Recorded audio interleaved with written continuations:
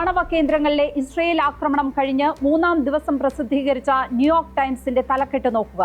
Much of Iran's nuclear programme remains intact. അതെ, ആക്രമണത്തിന് ശേഷവും ഇറാന്റെ ആണവ പദ്ധതികളെല്ലാം അതുപോലെ തുടരുന്നു എന്നാണ് ആ തലക്കെട്ട്. പിന്നെ എന്തിനായിരുന്നു ഈ വമ്പ് കാണിച്ചത്? ഇറാന്റെ 7 ആണവ കേന്ദ്രങ്ങൾ തകർത്തു എന്നാണ് ഇസ്രയേൽ ഊറ്റം കൊണ്ടത്.